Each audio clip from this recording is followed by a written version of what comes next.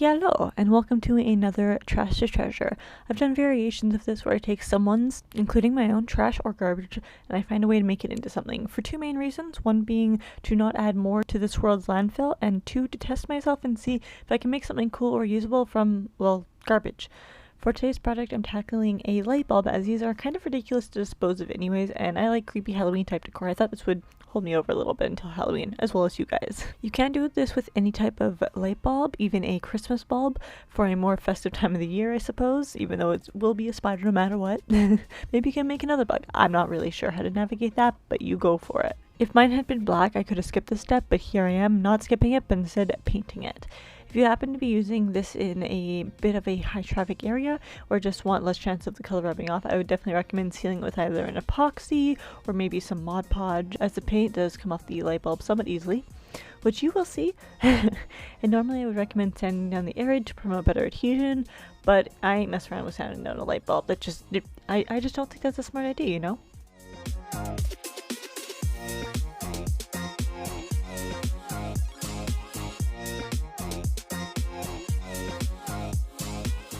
Once it's painted though, I let it dry down, and then it's time to make the spider. Yes, that is what I'm making, a medium-sized light bulb spider. As the body will start as the metal portion of the light bulb, the legs and fangs must be wrapped around it. First,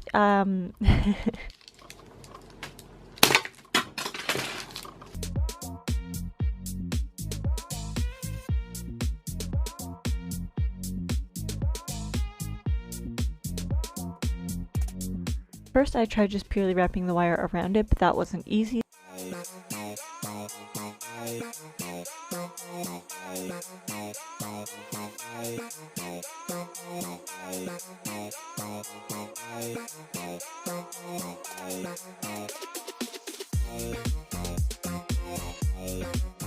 So I simply found an object that was approximately the same size, which happened to be just a acrylic paint top. I guess an acrylic paint container top. This one is just from the dollar store. You guys have probably seen a ton of these in my crafting area, which I then screwed off for easy removal. That sounded weird. And then I shaped the legs to my liking from there, being sure to add a quote-unquote knee or bending portion to each, and struggling heavily every time I need to cut another piece. This wire is really good for shaping, but not necessarily for cutting, even with wire cutters, which I definitely recommend.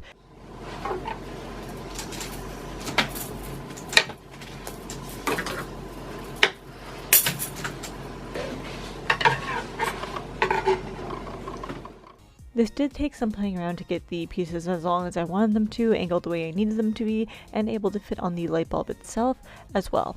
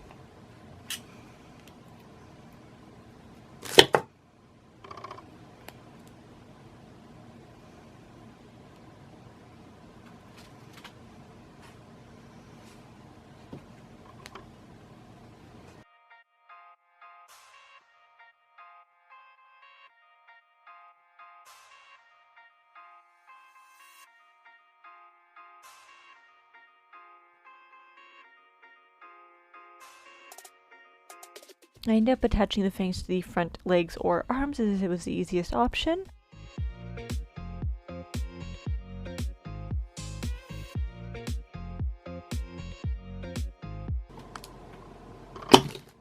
Ow!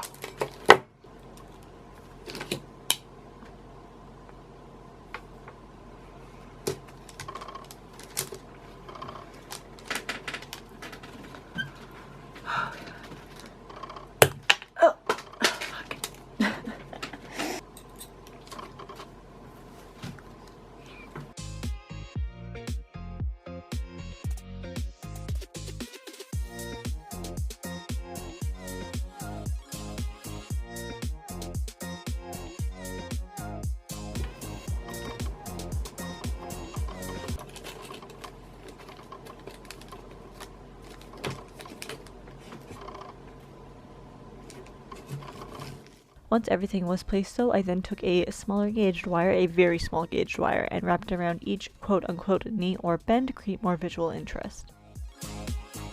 You know, I never try to make things harder for myself, quite the opposite actually, but it always ends up being that way for some reason.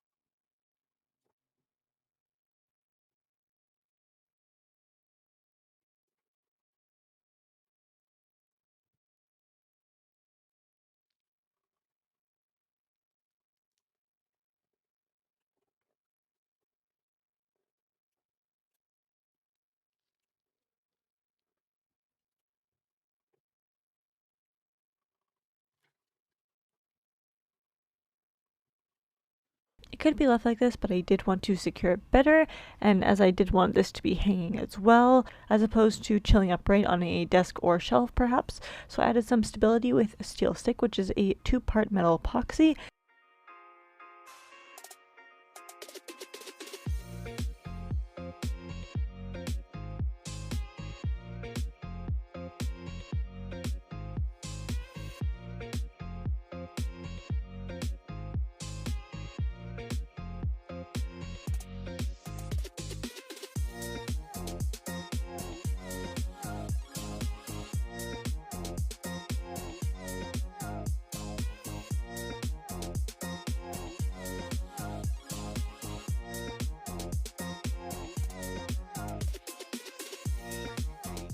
And by now you may have realized that the black paint has come off, as I mentioned earlier.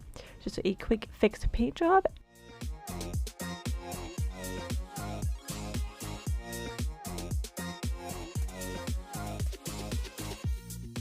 And optionally, I did have the top portion of a metal hanger left over from another project, which you guys will see in the future, so I utilize that to hang the spider by simply bending the other end.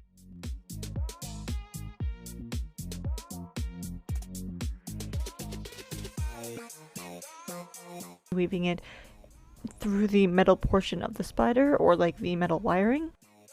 You could even go a step further by actually making a web, but that's a DIY for another day.